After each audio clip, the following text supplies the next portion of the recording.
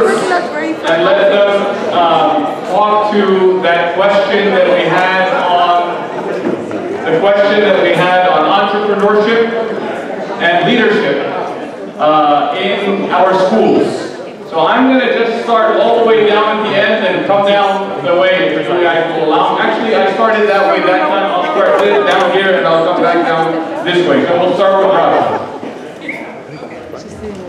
Thank you for asking the question on entrepreneurship in our schools. This is something that's very important to me. I have a daughter who's studying computer science at Cornell, and she works in entrepreneurial labs and innovation labs all the time. And I want our children to have the same experience as she does. So here's a couple ideas that I have. We have a new innovation lab at Chantilly High. I think we need to bring more of those programs and that mentality to every classroom, of teaching our children, giving them projects in our classrooms, of developing entrepreneurial ideas, developing innovative ideas, giving them a problem to solve, teaching them to work in a group and solving the problem. That's my first idea. The second idea is we have great companies and we have nonprofits with need in our community. We should partner our companies with our schools and our nonprofits to find programs and find things that our nonprofits need and let our students develop them in conjunction with our community leaders and our business leaders. I think that's a great way to get our students plugged into our business leaders giving back to our community, and our nonprofits getting things that they need done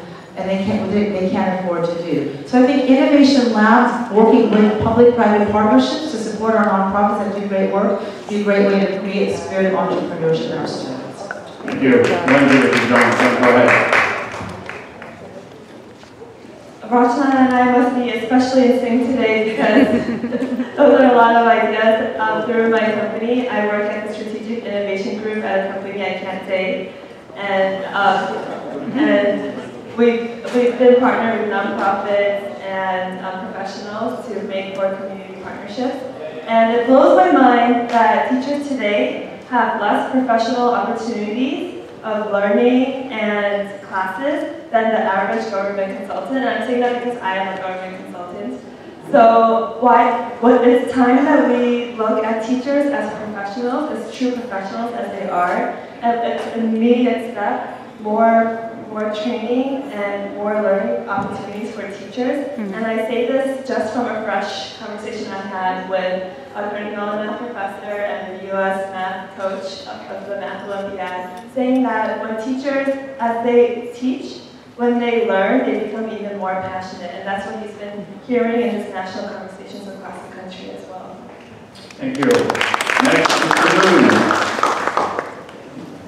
I think for both leadership and entrepreneurship, I believe that creating more opportunities for students to develop critical thinking and creativity and problem-solving skills, that's going to be very important. And that has to start from very early age. So rather than focusing on standards of learning tests mandated by the state, hopefully they can reduce the number even further down. If we could give our students more opportunities to work with project-based learning. I think that's why we should be starting we got to water them from the early age. For high school students, we need to provide them with more real-life work and learning opportunities. Yes. This is where I think we need to be more flexible with the graduation requirements, especially when the second semester, senior year, a lot of students have already sent in their applications to colleges and just waiting to hear back from them. Utilizing the second semester with a real-life experience will be very beneficial. A lot of those seniors in the second semester, they waste their time. Now, in the United States right now, there are 7 million jobs unfilled. Unfilled. And about 40% of them do not require college degrees, but require real-life experiences. And we need to give high school students more such opportunities. Thank you. All right, 2 things on leadership, 2 things on technical education. So first on leadership, I'm really interested in bringing history and civics to life for kids. A lot of them complain that civics is very boring and walk away not really understanding how lived and how relevant and how important some of these issues are. And I see my role as a potential school board member is very key to that. We're coming to the classrooms, meeting the kids, again, bringing the life of their learning. And the second is, when we think of leadership, we often forget the aspect of emotional intelligence, empathy, social understanding. Those are things I want to instill in the kids, and I want to look at how we can add some of those things to the way we teach the curriculum. On technical education, two things. One is ingenuity. A lot of them touched on it. I won't elaborate too much, but in terms of introducing technology, obviously, we're moving towards one-to-one in terms of technological devices and students. And it's a welcome step in the direction of preparing our kids for the future, thinking of skill sets they're going to need, coding, things like that are basic universal things when you think of 21st century learning. And finally, in terms of career and technical, being flexible and open-minded about non-traditional paths. So a lot of kids don't necessarily have to go to college. That's not necessarily the path that's for them. So offering those opportunities. I was just meeting with the two Bills, if any of you have met them. They advocate all the time about skills-based education rather than standards-based. And as we move away from No Child Left Behind policies and testing-based policies, we can be more creative and open-minded about the possibilities of how we can teach our kids the skills rather than focusing on very regimented goals. Thank you. Next, Ricardo. I agree very much with what has been said so far. I think project-based learning is a great opportunity for our students to really apply what they learned in a higher order thinking kind of opportunity. But we also have to kind of look back a little bit on the equity issues when it comes to Mason District schools. We have a lot of students who are coming in with some different challenges. We have the same expectations for them, because that is a matter of equity. We are going to enfold our kids in remedial programs, Read 180 programs that don't have that breadth of scope of interesting work that's going to spark their knowledge, that's going to spark their interest into becoming our future engineers and to becoming our future entrepreneurs.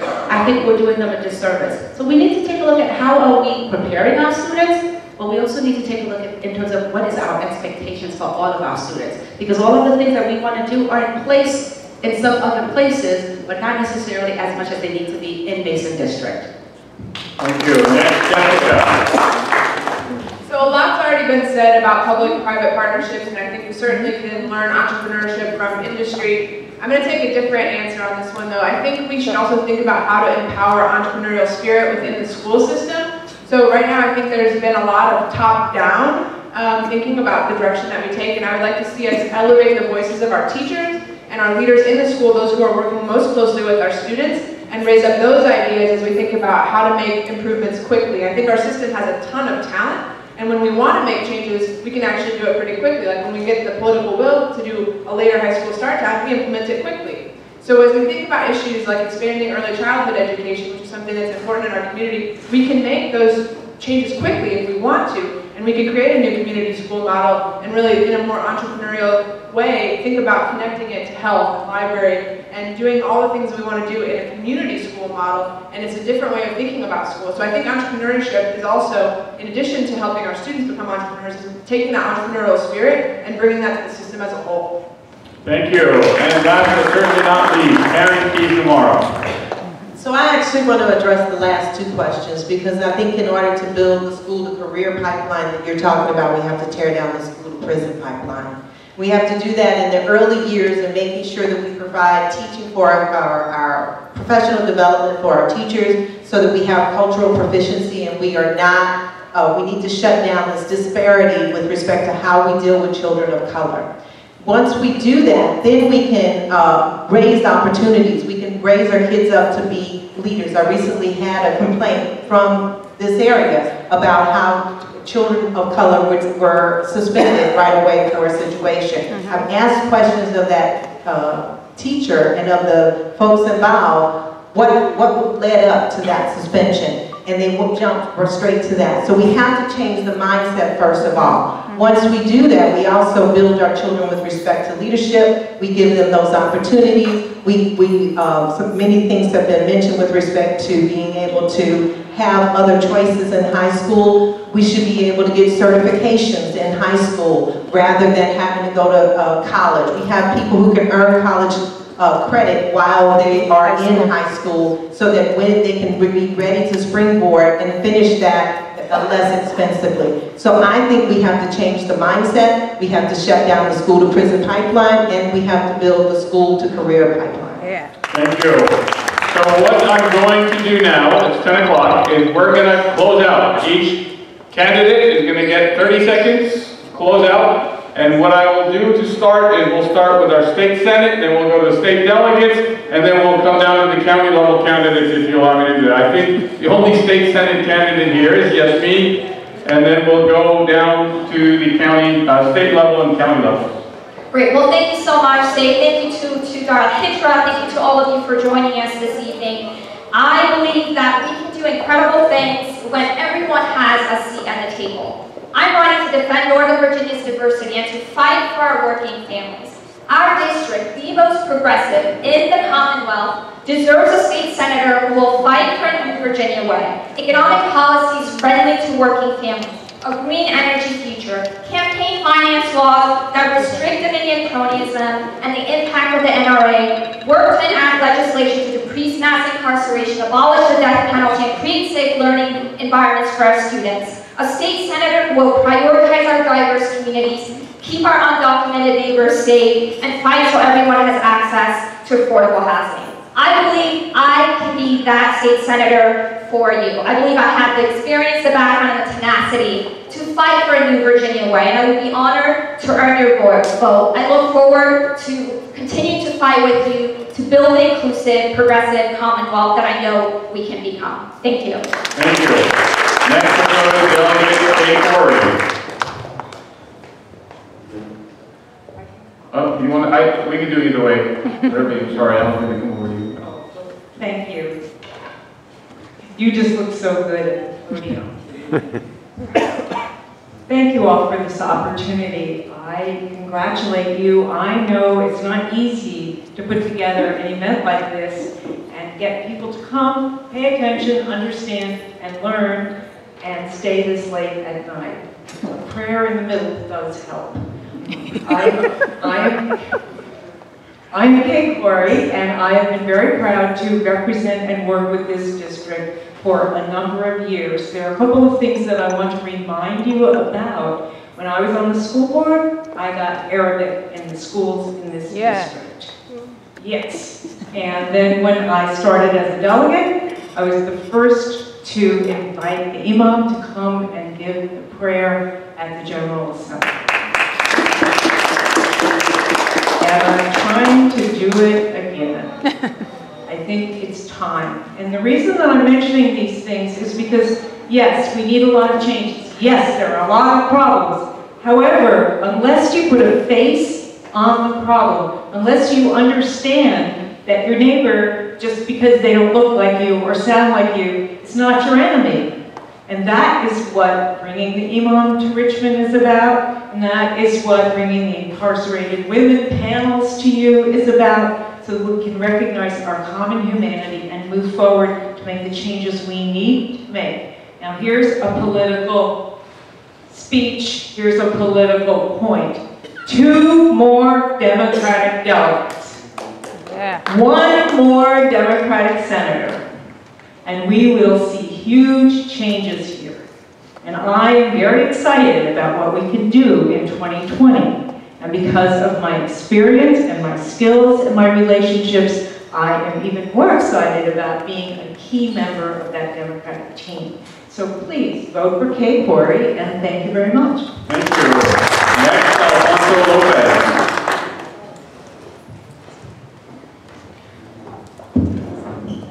I believe in a Commonwealth that lifts everyone up and leaves no one behind. And as your delegate, I've been a champion for our values in Richmond. I'm proud of my bipartisan work and the relationships I've developed on both sides of that to find common ground and get things done.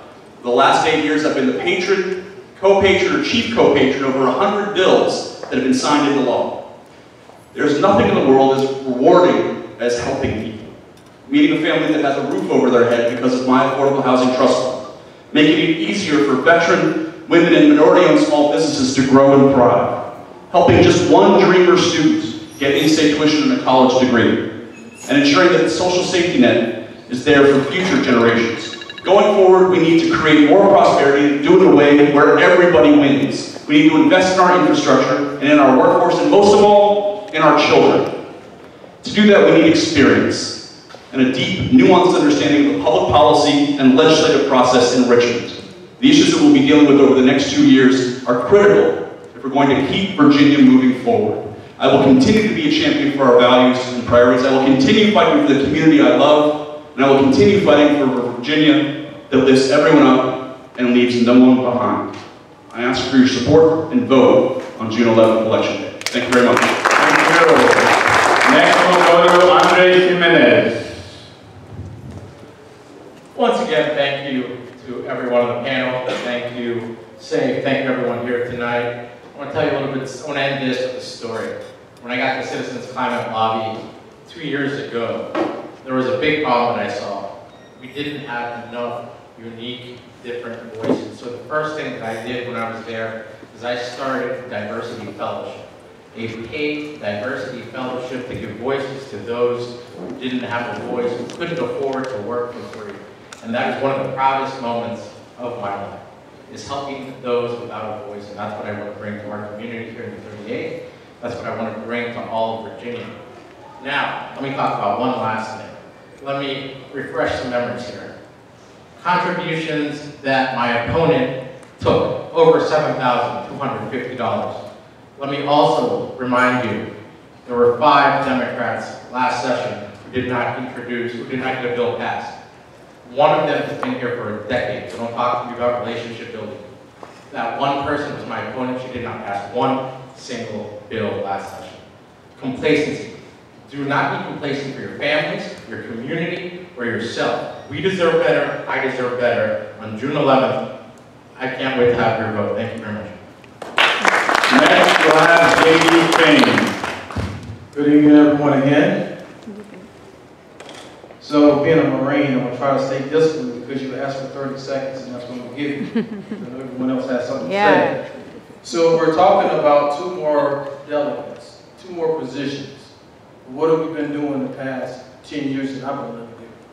Nothing much has changed. Some things have changed, but not much. I'll tell you what we need. We need new leadership that shows some integrity, some character, and some honesty. That's what we need. And that's what I'm going to bring. And that's what I've been doing all my life.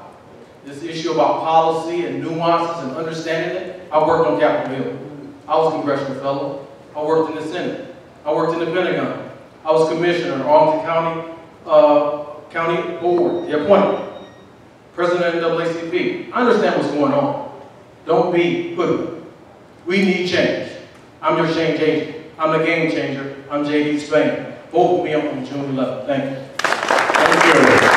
Next, we're going to go to county level positions. And, I'm going to start with our current vice chair of the board, and then I'll go to Alicia, who's running for chair of the board. Thank you so much.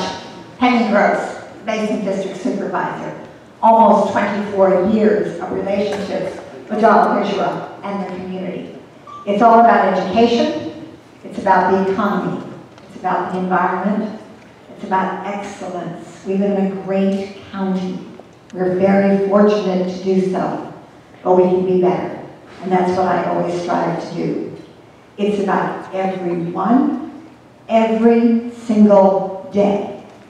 And it's about experience.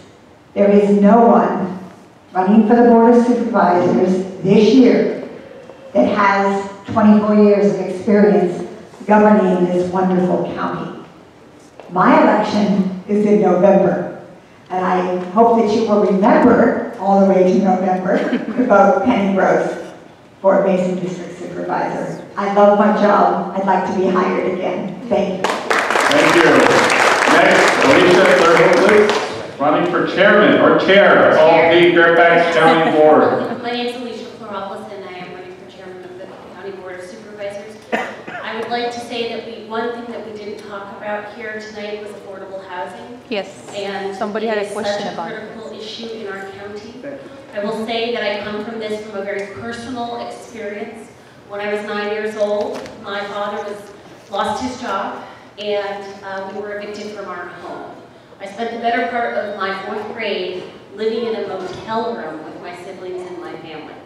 I share this experience because it is the experience of so many of our hardworking families here in Fairfax County who are just 1 or 2 paychecks away from eviction. They're experiencing housing insecurity, food insecurity, and this has not necessarily been dealt with a sense of urgency that it needs to in our county. Yes. So in terms of affordable housing, I am for restoring our full penny to our affordable housing fund.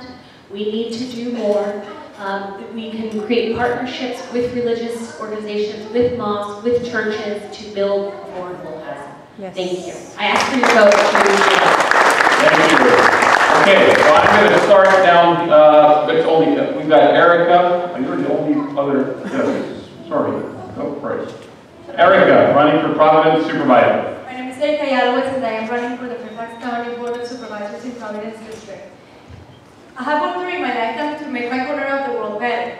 And growing up in Colombia, in the middle of drug war and civil war, was a very key determinant to me in trying to make my world better. I went to school for political science and government, international relations, and I wanted to be president there. However, my corner of the world changed when I came to America and started a family.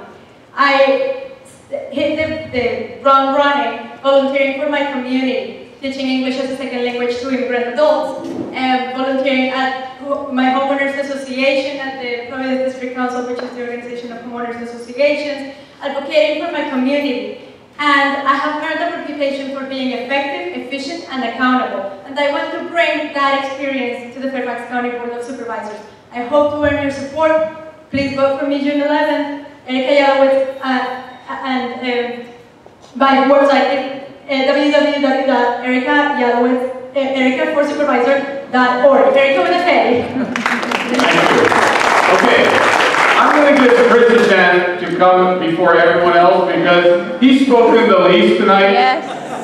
And I think the moderator was not just giving him his right, so I will take that as right. We started the ag saying that we have to be just even if we're against ourselves, but please.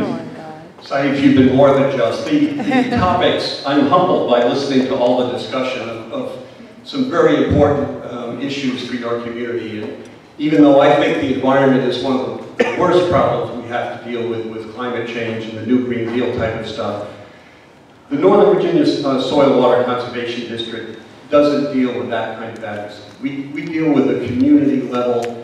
If you have flooding or drainage issues, or want to design a rain garden, or help with seedlings and buffers, or have some educational programs that you would like, please contact me. I'll help. I'm running for the district director. The important date for me is May 21st, when we have the Democratic Party endorsement. There are 4 people running, 3 directors will be endorsed. So that's the important part for me. I'm Chris Kerner. If you need some help, if you have drainage issues now, Saif has my contacts, Penny Gross has my contacts, and Nabar has my contacts, and I'd be glad to help you out now and get some of the very good staff, although the best engineer is on vacation in Iran right now, so we have to wait a couple of weeks for him to come back. Thank you very much. I enjoyed this discussion. I really enjoyed listening to the candidates. And my name is Chris Kerner, and I'm looking for your endorsement on May 21st. Thanks very much. So Chris, I'm going to warn you that you may have just opened a big hole for yourself because there's a big pond that the mosque has been complaining about, and Penny knows this, that we need to talk about at some point. And I'm sure the whole community will get behind you on that, but we will talk about it. All right, thank you very much. I'm going to go to Steve Descano next, and then we'll go to our school board members and candidates. Thanks, Dave. And thanks, everybody, for having me. If there's one thing I want to leave you with, it's that I'm running for Commonwealth's attorney to reform our system. And my plan, Progressive Justice, is the plan that we need to reform that system. But I'll be honest with you. This election is not about me. This election is about whether we are going to live the values that we talk about every day. This election is about the type of world we're building for our kids and our grandkids. This election is about getting Fairfax County on the right side of history. We have the opportunity on June 11th to put Fairfax County on the right side of history. And I'm asking each and every one of you, please go on my website, stevedescano.com, and join me in the movement to build a criminal justice system that is accountable and transparent, treats everybody equally, and builds up our communities instead of breaking them down, building a criminal justice system that puts us on the right side of history. Again, please join me, SteveDescano.com. Thank you very much. Thank you very much. I'm going to start over here with Ms. Karen Keys Gamara. She's a member of school board at large, and then we'll go to the other member at large and go down from there. First, I want to thank you for this opportunity to come and speak to you. I want you to know that I am running for re-election because my life's goal is to increase opportunity and to make sure that every resident in this Fairfax County in our system feels as though they have been treated equitably, and that includes our staff members. I'm a mother of 3 African American boys. They look like me, which makes me worry about them. And so I want you to know that as a parent who has watched her boys go through every step of Fairfax County schools, I know what that feels like. I know what it feels like to send your firstborn to school while you're pregnant with your thirdborn and watch your son be placed in a remedial class, even though he's reading, even though he's been to preschool. And when I asked the teacher why she put my son in that class, she just kind of shrugged. And I said, just test him. Because he had me for a mother, and I knew what my young man was capable of. He was removed, and he was placed in a class where nobody else looked like him. Ever since that day, I have been fighting for opportunity for every child. As an attorney, I have represented hundreds of children, many of whom are attending Fairfax County schools right now. And I deal with them the way I deal with my own kids. And I say to the people who would dare hurt them, because I deal with abuse and neglect, and I said, oh no, homie, don't play that. So I want you to know that from the moment I stepped on the board, I have been fighting to bring the voices of the people who voted for me, or the people who will vote for me on May 21st and in November, because I believe that that truly is my job. That's why I fought for advanced academics. That's why I put forth a budget amendment to reduce our discipline referrals. That's why I fought to increase our drug education, to make sure that we didn't just talk to high school students, but we warned children before they got involved. And that's why I have fought for staff members to make sure that their voices are heard, and I have recently been endorsed by the Fairfax Education Association because they believe in me, and I am grateful that I hope to have an additional time to fight on behalf of every person in our system. So I want you to know I appreciate this opportunity. I stand for equity, and I want you to know, should you vote for me again on May 21st and in November, I will not let you down. Thank you. Thank you. Okay, my name is Young Gomana. I'm a school board member at large, running for re-election and seeking your endorsement vote on May 21st and your vote on November the 5th. Then I know that I was given 30 seconds, but perhaps I need to do a little more than that. You have more.